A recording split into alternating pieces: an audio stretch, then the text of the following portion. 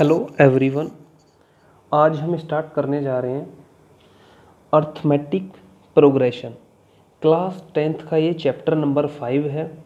आज इसको बहुत डिटेल में करेंगे और इसके सारे क्वेश्चन डिटेल में करेंगे और समझेंगे, ठीक है। तो इसके लिए सबसे पहले क्या करना है कि थोड़ा सा इसका इंट्रोडक्शन पार्ट समझते हैं कि अर्थमेटिक प्रोग्रेशन होता क्या है, इसको कैसे अप्लाई करना है। तो इसको समझने के लिए सबसे अच्छा, सबसे बेहतरीन, शानदार तरीका ये है कि एग्जाम्पल लेके समझा जाए, ठीक है। तो पहले एक एग्जाम्पल लेते हैं और उसके द्वारा समझेंगे, ठीक है। अर्थमेटिक प्रोग्रेशन एक सीरीज की तरह चलता है, जैसे जिसमें सीरीज होती है A1, A2, A3, AN तक। A1 क्या है, इसमें ये है फर्स्ट टर्म। इसी तरीके से A2 सेकेंड टर्म और A3 क्या है, थर्ड टर्म। ओके। दूसरी चीज इसमें क्या होता है कि जो कॉमन डिफरेंस होता है उसको D से डिनोट करते हैं। कॉमन डिफरेंस,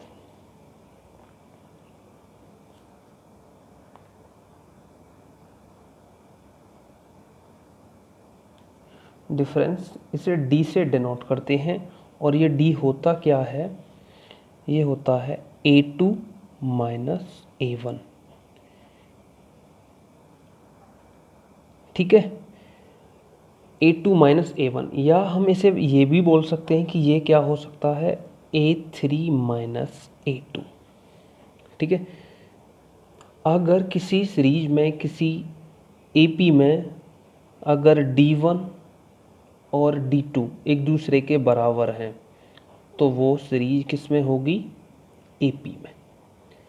अगर D1 not equals to D2 है तो ये AP नहीं होगी, ठीक है, ये AP नहीं होगी। इसके बाद इसमें हमें टर्म निकालना होता है।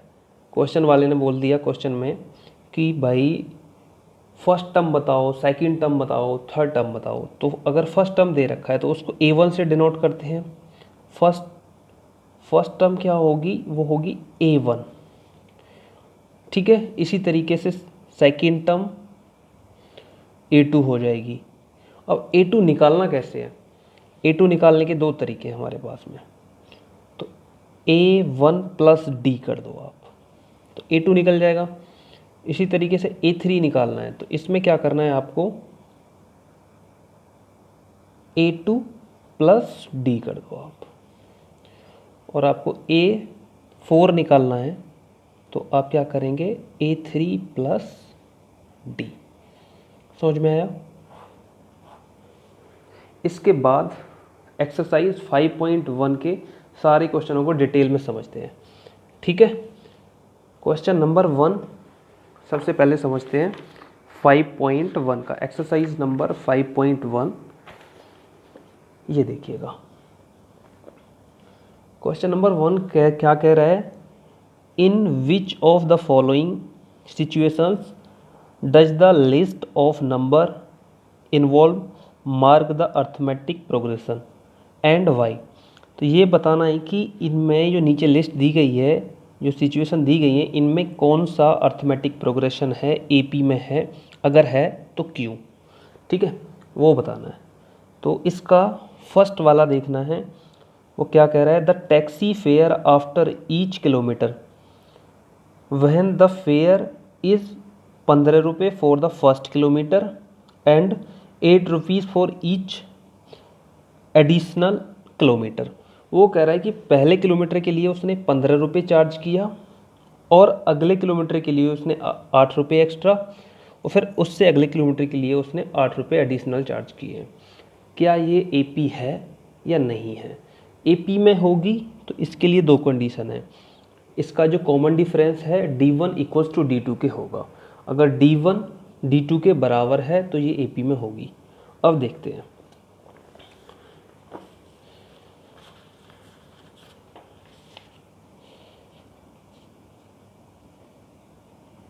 क्वेश्चन नंबर 1 का पार्ट फर्स्ट है ये, ठीक है।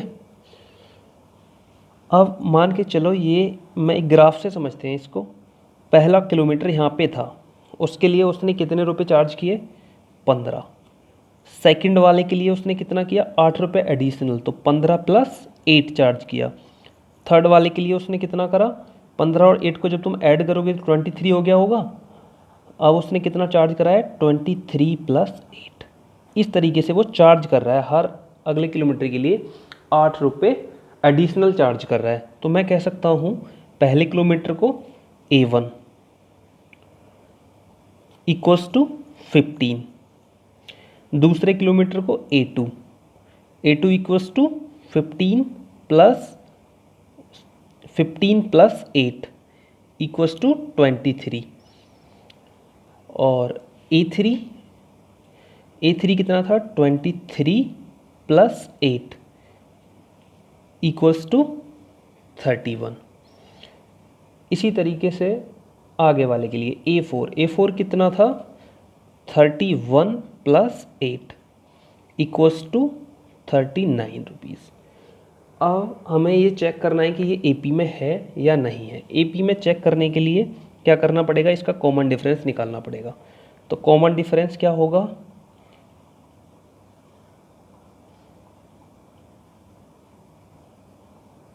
कॉमन डिफरेंस क्या होगा इसका? A2 माइनस A1 किसके बराबर होना चाहिए? A3 माइनस A2 के। मैं ये भी कह सकता हूँ D1 equals to A2 minus A1 और D2 equals to A3 minus A2।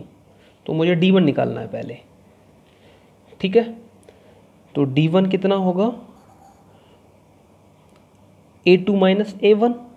A2 है मेरे पास 23 और A1 है मेरे पास में 15, तो कितना आ गया निकल के? 8। इसी तरीके से मुझे D2 निकालना है। तो D2 निकालने के लिए क्या करना पड़ेगा? A3 माइनस A2, और A3 है मेरे पास में 31 और A2 है मेरे पास में 23, तो निकल के कितना आ गया? 8। तो यहाँ पे since D1 equals to D2, it is an AP, ठीक है। तो ये AP में है। इसके बाद इसका सेकंड पार्ट, क्वेश्चन नंबर 1 का सेकंड पार्ट देखिएगा। क्वेश्चन नंबर 1 का सेकंड पार्ट क्या कह रहा है? वो कह रहा है the amount of air present in a cylinder when A vacuum pump remove 1/4 of the air remaining in the cylinder eight A time. वो कह रहा है कि वो एक बार में 1/4 पार्ट को बाहर निकाल दे रहा है, रिमूव कर दे रहा है सिलेंडर से। क्या ये AP में है या नहीं है? ये AP की सीरीज बनाएगा या नहीं बनाएगा? अब देख ले रहे हैं, ठीक है।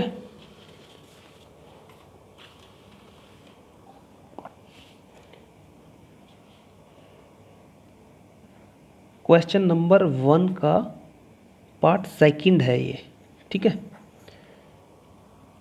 मान के चलो ये कोई सिलेंडर है मेरे पास में, थोड़ा फिगर से समझते हैं, ठीक है। इसका जो वॉल्यूम है वो V है, वॉल्यूम कितना है? वो V है। अब उसने क्या कहा है कि भाई एक बार में वो 1/4 पार्ट निकाल दे रहा है, रिमूव कितना कर रहा है? वो रिमूव कर रहा है 1/4 पार्ट एट ए टाइम, एक बार में 1/4 पार्ट रिमूव कर रहा है। तो अब इसको करते हैं, यहाँ से इसको सॉल्व कर रहे हैं। तो इसका A1 कितना हो गया V, ठीक है। इसका A2 कितना हो जाएगा भाई उसने 1/4 पार्ट निकाल दिया, तो V का 1/4 कितना होगा भाई, V का 1/4 यहाँ पे मैं लिख देता हूँ V/4 होगा, ठीक है। तो ये हो जाएगा A2 हो जाएगा V माइनस V/4। इसको जो हम सिंप्लीफाई करेंगे तो ये हो जाएगा 4V minus V upon 4 equals to 4V minus V करेंगे तो 3V अपॉन 4। तो मेरे पास में A2 निकल के आ गया 3V अपॉन 4। मुझे मिनिमम 3 टर्म निकालनी ही पड़ेंगी अगर AP चेक करना है तो। अब मुझे A3 निकालना पड़ेगा। A3 में क्या करना पड़ेगा भाई, अब वो कह रहा है कि भाई फिर से उसने 1/4 पार्ट रिमूव कर दिया, तो 3V अपॉन 4 माइनस, अब किसका पार्ट उसने रिमूव करा है भाई, हमें ये बताना है। उसने जो पार्ट रिमूव करा है वो इसका 3V अपॉन 4 का 4th पार्ट रिमूव करा होगा, 3V अपॉन 4 अपॉन 4। अब की बार इसका 4th पार्ट रिमूव करा होगा, ठीक है। इसको सिंप्लीफाई करना आपको आता ही है, ये 3V अपॉन 4 रहेगा माइनस इसकी मल्टीप्लाई इसके साथ हो जाएगी, ठीक है। तो ये हो जाएगा 3V अपॉन 4 4 जा 16। आप इनका LCM लोगे, ये हो जाएगा 16, और जब आप इसको सिंप्लीफाई करोगे तो 4 4 जा 16, 4 3 जा 12, 12V minus 3V equals to 12 minus 3 करेंगे तो 9V अपॉन 16। तो आपके पास में A1 A2 A3 सारी चीज़ें निकल के आ गई। अब तुम्हें क्या करना है, अब तुमको इनका कॉमन डिफरेंस चेक करना है। D1 और D2 एक दूसरे के बराबर है या नहीं है। तो D1 निकालने के लिए क्या करना पड़ेगा, नाउ D1 निकालना है हमें, तो ये होगा A2 माइनस A1, ठीक है। तो A2 कितना था मेरे पास में 3V अपॉन 4 था, और A1 था मेरे पास में V। जब आप इसको सिंप्लीफाई करोगे तो ये हो जाएगा 3V minus 4V upon 4 equals to minus का V अपॉन 4, ठीक है। इसका D कितना निकल के आया D1 माइनस का V अपॉन 4। इसी तरीके से आपको निकालना है इसका D2 निकाल लीजिएगा आप। D2 निकालने के लिए क्या करना पड़ेगा, D2 निकालने के लिए करना पड़ेगा A3 माइनस A2, और A3 कितना था मेरे पास में जो निकला था 9V अपॉन 16, और A2 कितना निकला है मेरे पास में 3V अपॉन 4, ठीक है। आप इसको सिंप्लीफाई करो, इनका LCM आएगा 16, और जब इसको सिंप्लीफाई करोगे तो ये हो जाएगा 9V माइनस 12V। अब इसको आप जब माइनस करोगे तो ये हो जाएगा माइनस का 3V अपॉन 16। तो मेरा D2 कितना निकल के आ गया, माइनस का 3V अपॉन 16। D2 है इतना, और D1 था मेरे पास में माइनस का V अपॉन 4। तो मैं कह सकता हूँ D1 not equals to D2 since it is not an AP।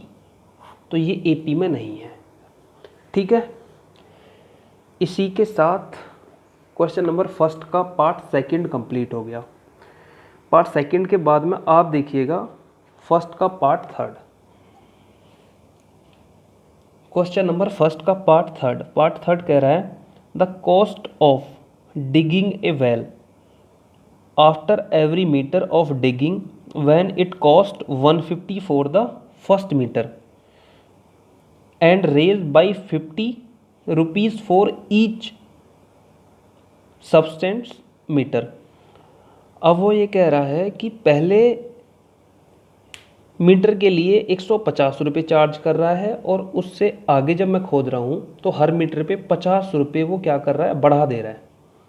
ठीक है, जब मैं कुएं की खुदाई कर रहा हूँ तो पहले मीटर के लिए 150 रुपये चार्ज कर रहा है और फिर उससे आगे 50 रुपये हर मीटर बढ़ा दे रहा है।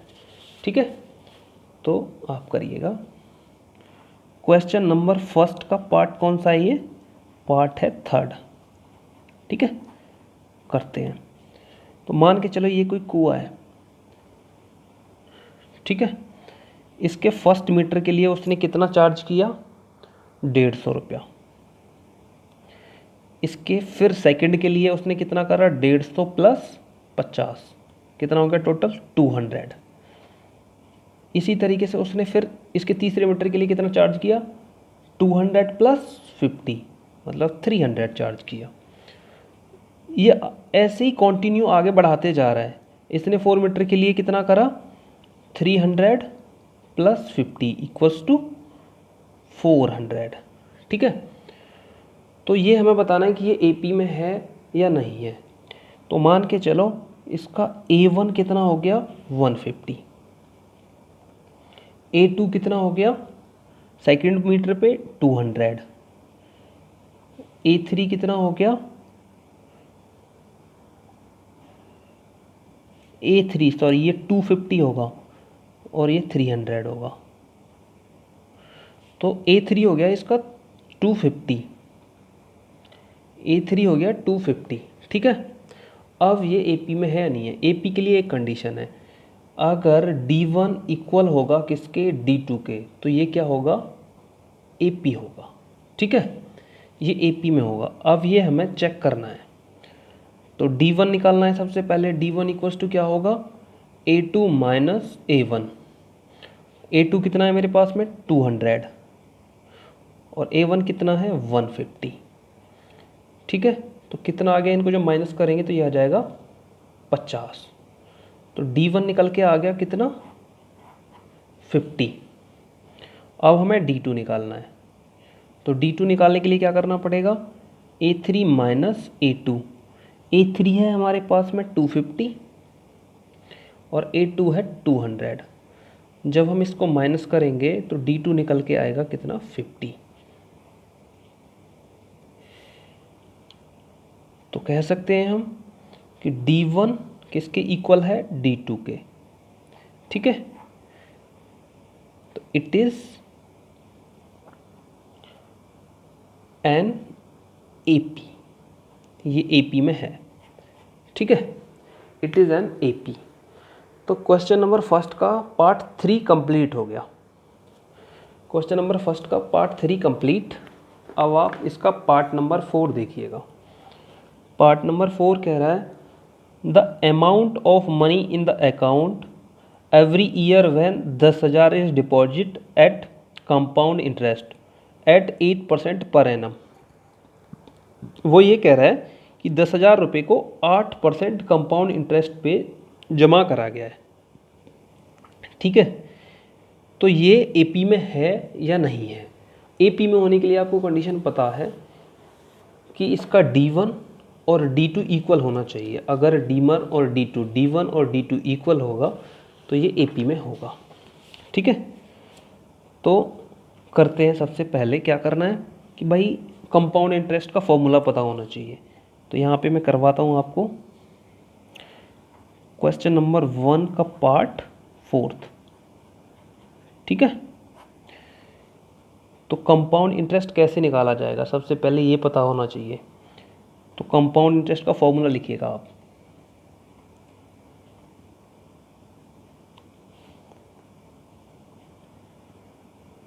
कंपाउंड इंटरेस्ट का फॉर्मूला होता है ए का मतलब होता है amount equals to P principal into 1 plus R upon 100 की पावर n। ठीक है, ये तुम्हारा फॉर्मूला होता है AP निकालने का।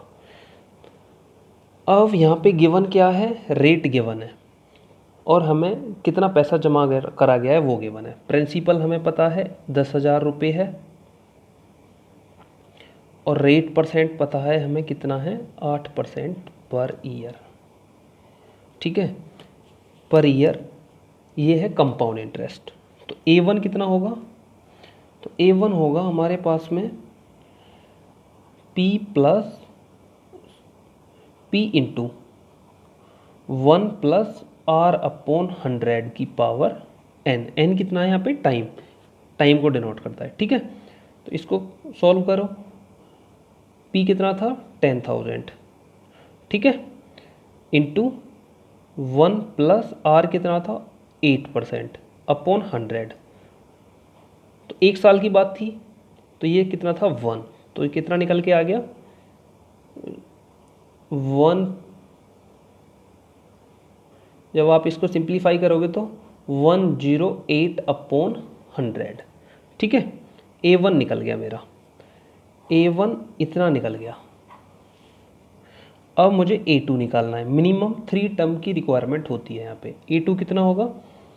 A2 होगा मेरे पास में A1 plus D, A1 plus D, यही तो A2 होता है। A1 है ये, A1 कितना है? ये, और D कितना है मेरे पास में, वो मुझे निकालना है।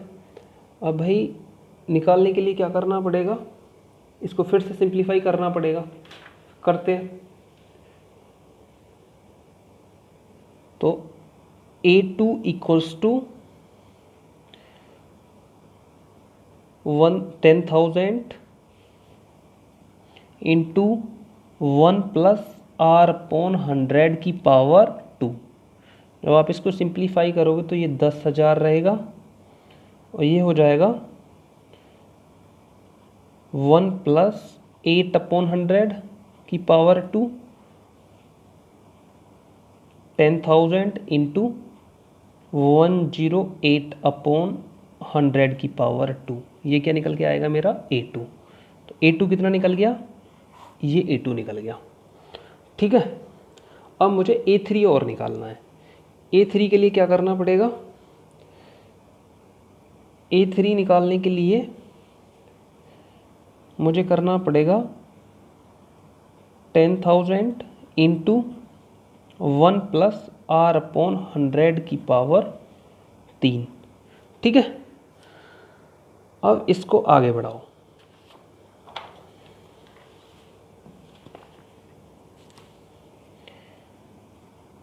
A3 equals to 10,000 into 1 plus R की जगह पे 8 अपॉन 100 की पावर 3।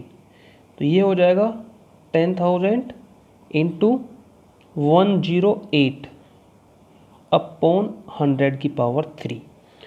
ठीक है, ये निकल गया मेरा A3। अब हमें चेक करना है ये AP में है या नहीं है। तो AP में कब होगा ये? इसका D1 और D2 बराबर होना चाहिए। तो मुझे D1 निकालना है। तो D1 के लिए क्या करना पड़ेगा? A2 minus A1।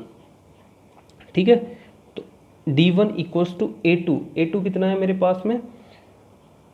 10,000 into 108 upon 100 की पावर 2। ठीक है, माइनस A1। A1 कितना था मेरे पास में? A1 था 10,000 इंटू 108 अपॉन 100, ये था। तो D1 निकाल गया, यहाँ से निकल जाएगा। इसमें क्या क्या कॉमन है? दोनों तरफ देखिएगा, इस वाली पूरी टर्म में और इस वाली पूरी टर्म में एक तो ये चीज़ कॉमन है। ठीक है, इसकी पावर 2 है, इसकी पावर 1 है, तो ये भी चीज़ कॉमन है। तो निकाल दे रहे हैं। 10,000 हमने कॉमन निकाल दिया। ठीक है, इंटू 108 अपॉन 100 हमने कॉमन निकाल दिया। तो अंदर क्या बचेगा? 108, क्योंकि ये 2 था, यहाँ से 1 निकल गया, तो 100 और यहाँ कुछ नहीं बचेगा, तो यहाँ 1 बचेगा। ठीक है, समझ में आया? इन 2 जीरो से 2 जीरो कट जाएगा। तो D1 इक्वल्स टू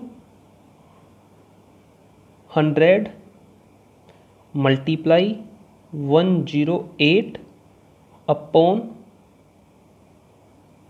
सॉरी, 0 से 0 कट गया, 108, फिर मल्टीप्लाई 10, यहाँ पे ब्रैकेट के अंदर 108 माइनस 100 अपॉन 100। ठीक है, तो 100 मल्टीप्लाई 108, जब इसको आप सिंप्लीफाई करोगे तो ये हो जाएगा 8 अपॉन 100, 2 जीरो से 2 जीरो खत्म हो जाएगा, ये बचेगा 108 मल्टीप्लाई 8। तो D1 निकल गया यहाँ से, कितना आया 108 मल्टीप्लाई 8। ठीक है, अब इसके बाद हमें D2 निकालना है। D2 निकालने के लिए क्या करना पड़ेगा, A3 माइनस A2। ठीक है, और A3 कितना था हमारे पास में, 10,000 मल्टीप्लाई 108 अपॉन 100 की पावर 3, यही था। और A2 कितना था, 10,000 इंटू 108 अपॉन 100 की पावर 2। जब आप माइनस करोगे तो यहाँ से 10,000 कॉमन आ जाएगा और 108 अपॉन 100 की पावर 2 कॉमन आ जाएगा। आप ले लो 10,000 इंटू 108 अपॉन 100 की पावर 2, आपने ये कॉमन ले लिया, तो अंदर क्या बचेगा, यहाँ से 108 अपॉन 100, यहाँ -1। ठीक है, 108 अपॉन 100 और -1।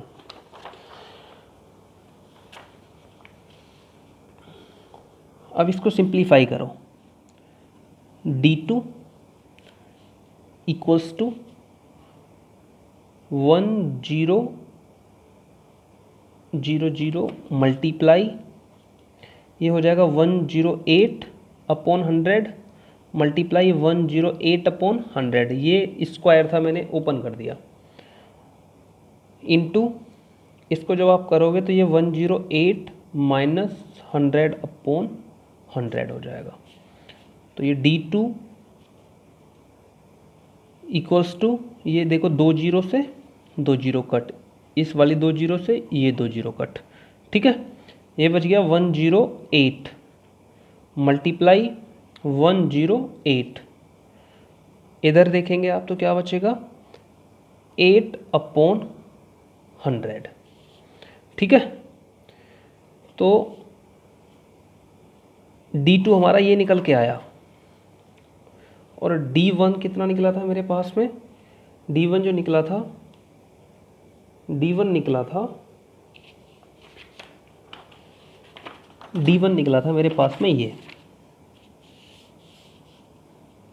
108 मल्टीप्लाई 8।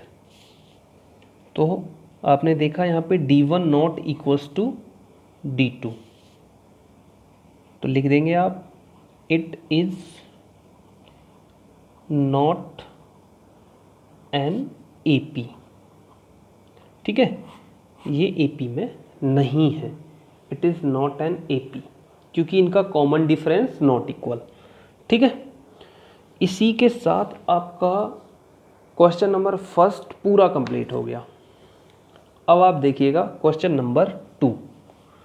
क्वेश्चन नंबर 2 5.1 का क्वेश्चन नंबर 2 है, वो क्या कह रहा है, right first 4 term of the AP when the first term A and the common difference D are given as follow. उसने हमें फर्स्ट टर्म दे रखी है और कॉमन डिफरेंस D दे रखा है। वो कह रहा है कि मुझे नेक्स्ट 4 टर्म बताइए क्या क्या रहेगी। ठीक है, बहुत आसान है। क्वेश्चन नंबर फर्स्ट ही इसमें थोड़ा सा टफ था, बाकी के बहुत आसान है। ठीक है,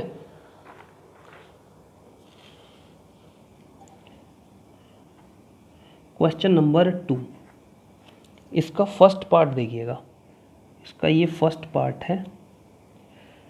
वो कह रहा है A कितना है, ये गिवन चीज़ है, A है मेरे पास में 10 और जो कॉमन डिफरेंस D है वो भी 10 है। ठीक है, तो अब मुझे नेक्स्ट 4 टर्म लिखनी है, तो मतलब मुझे क्या क्या लिखना है, A2 A3 A4 and A5। मैंने आपको बताया है A2 क्या होता है भाई, ए प्लस टी, A3 कितना होता है A2 प्लस डी, और A4 क्या होता है A3 प्लस डी, और A5 कितना होता है A4 प्लस डी। ठीक है, आप सीक्वेंस वाइज करते जाइएगा। A प्लस डी यहाँ पे करोगे तो A कितना था 10 और D कितना था 10, जब आप इसको सिंप्लीफाई करोगे तो कितना हो जाएगा 20। तो मेरे पास A2 निकल के आ गया 20। इसी तरीके से A3 निकालना है, तो A3 के निकालने के लिए A2 प्लस डी करना पड़ेगा, और A2 मेरे पास में ऑलरेडी 20 आ चुका है, तो 20 प्लस डी इक्वल्स टू 30, क्योंकि डी की वैल्यू 10 है। इसी तरीके से 30 प्लस 10 करेंगे आप, तो A4 निकल जाएगा 40। इसी तरीके से आप आगे करेंगे जब A5 निकालने के लिए A4 प्लस 10, तो A4 में 40 प्लस 10, तो ये हो जाएगा 50। तो ये पूरी सीरीज क्या आ जाएगी निकल के 10, 20, 30, 40, 50 ऐसे आगे बढ़ती जाएगी। तो ये क्या है, इट इज़ एन AP,